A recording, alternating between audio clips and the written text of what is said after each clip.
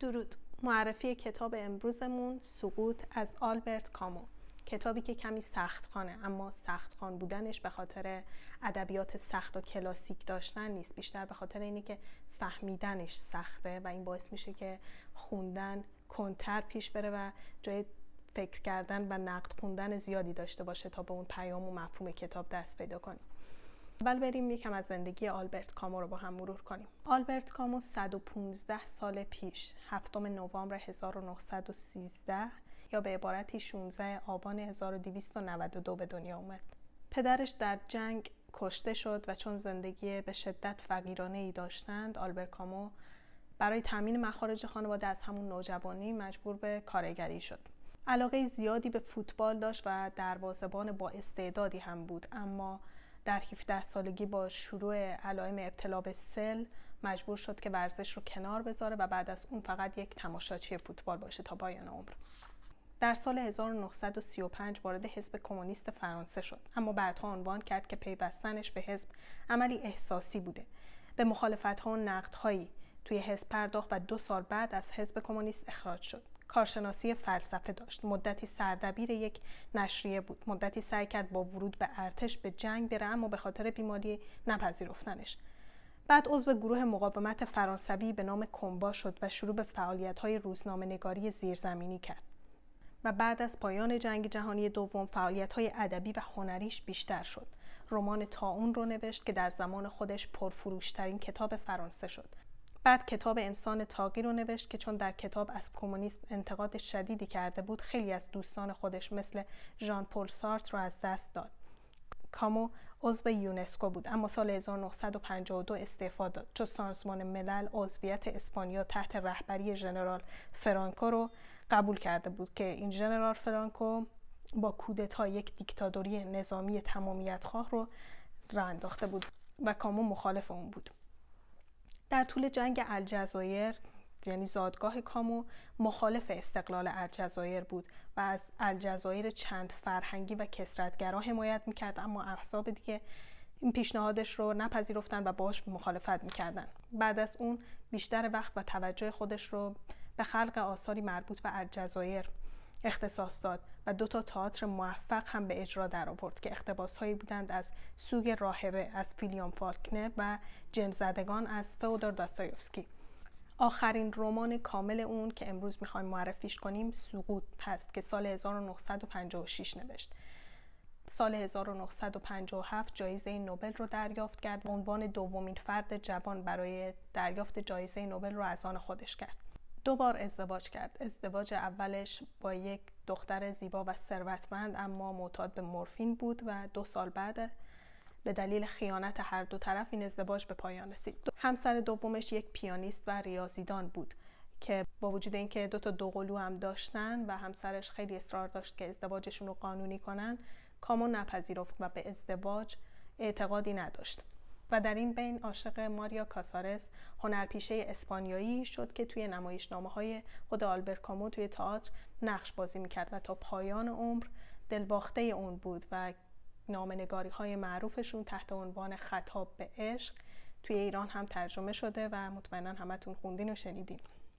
برگردیم سر معرفی کتابمون، کتاب سقوط، که پیشنهاد می‌کنم به عنوان آخرین کتاب از آلبرت کامو این کتاب رو بخونین و اول کتاب‌ها و نمایشنامه‌های دیگه‌ش رو بخونین،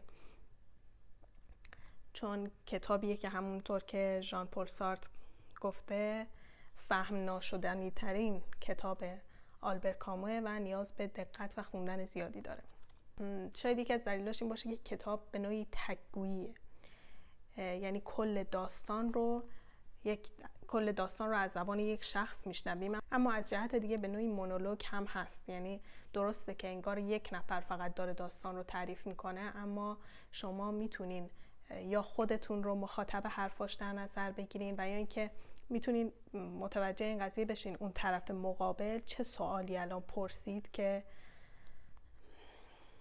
راوی داستان داره این جواب رو میده و این قسمت رو تعریف میکنه. و یه چیز دیگه هم که آخر داستان به ذهن آدم ممکنه برسه اینه که راوی داستان که وکیلی است به اسم کلمانس، به مرور طی کتاب متوجه میشیم اون شخصی که داره به حرفاش گوش میده خیلی از نظر شغلی و رفتاری شباهت‌های زیادی به کلمانس داره و یه جوری به آدم اینجوری تلقین میشه که اصلا انگار کلمانس داره واسه خودش این قضایا رو تعریف میکنه، داره تو ذهن خودش اینا رو میگه.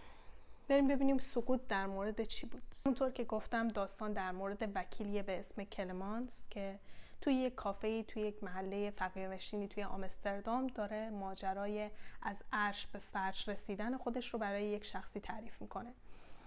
کلمانس که توی پاریس یک وکیل موفق، سرشناس، محترم و ثروتمندی بوده و مقام و منزلت و احترام خیلی زیادی داشته بین افراد، تعریف میکنه که چجوری از اون مقام و منزلت و جایگاه رسید به این نقطه که توی محله های پایین شهر آمستردام از وکیل بودن رسیده به یک قاضی تائب بودن بدون اینکه اثری از اون ارزش و احترام و اعتبار باشه. این وقتی کتابو میخونیم به نظرم متوجه میشیم کلمانس چه شخصیت خودشیفته‌ای داشته. خیلی خودش رو دوست داشت. درسته آدمی بود که چه توی محل کارش و توی روابط اجتماعی و اجتماع هرچه در توانش بود رو انجام میداد و به دنبال انجام کارهای خیر و کمک رسانی به بقیه بود، اما خیلی خودشیفته هم بود و فکر میکرد، یعنی دائما از گفته‌هاش مشخصه که چقدر خودش رو دوست داشت و چقدر به این یقین و باور بود در ابتدا که چه ذات خوبی داره، چه شخصیت خوبی داره و این از خوب بودن خودشه که داره این کارا رو انجام میده. اما به اون نقطه سقوط که میرسه متوجه میشه که نه، چه خودش چه بقیه انسان‌ها همه دچار دورویی و ریا هستن توی فعالیت‌هاشون. یه چیز دیگه هم که هست توی سراسر داستان ما ترس از قضاوت شدن و قضاوت کردن رو خیلی لمس میکنیم. کلمانس به شدت از اینکه بقیه بخوان قضاوتش کنن و ازش ایرادی بگیرن میترسید. حالا ماجرای این سقوط چیه؟ خب همونطور که گفتم کلمانس شخصیتی داشت که همش به دنبال انجام کارهای خیر بود. وکیل بود و بیشتر سعی میکرد پرونده افراد بیوه یا یتیم ها یا افرادی که بضاعت مالی ندارن، بدبختی دارن رو در دست بگیره و این کمک کردن و نیکوکار بودن باعث میشد که احساس کنه در جایگاه بالاتری نسبت به بقیه انسان ها قرار داره. گفتم شخصیت خودشیفته‌ای داشت، به شدت به خوبی ذات خودش ایمان داشت، به برتری و بالا بودن خودش ایمان داشت، تا اینکه یه شب که داشت از روی یک پل تاریکی عبور میکرد که هیچ کسی نبود، یک زن سیاه پوشی رو دید که کنار پل ایستاده. کلمانس از کنارش عبور کرد و همون لحظه صدای سقوط و افتادن یک شخصی رو توی آب شنید، اما بدون اینکه برگرده و ببینه که کی بود و چی شد به راه خودش ادامه داد. روزای بعدم سعی کرد اصلاً به این موضوع فکر نکنه، حتی روزنامه هم نخوند که یه وقت خبری در مورد این قضیه نباشه و فکر می‌کرد یک اتفاق ساده و معمولی بوده. اما از همون لحظه سقوط شخصیتی کلمانس اتفاق افتاد. فهمید که همه اون کارهای خوبی که می‌کرد، به یتیما کمک می‌کرد، به بیواها کمک می‌کرد، یه فرد نابینا رو می‌دید از خیابون با ذوق و افتخار و خوشحالی کمکش می‌کرد که عبور کنه، همه از سر دورویی و ریا بوده. همه واسه این بود که نظر بقیه رو به خودش جلب کنه و نشون بده که ببینین من چه آدم خوبی هستم، چقدر دارم کارهای نیک و خوب انجام میدم.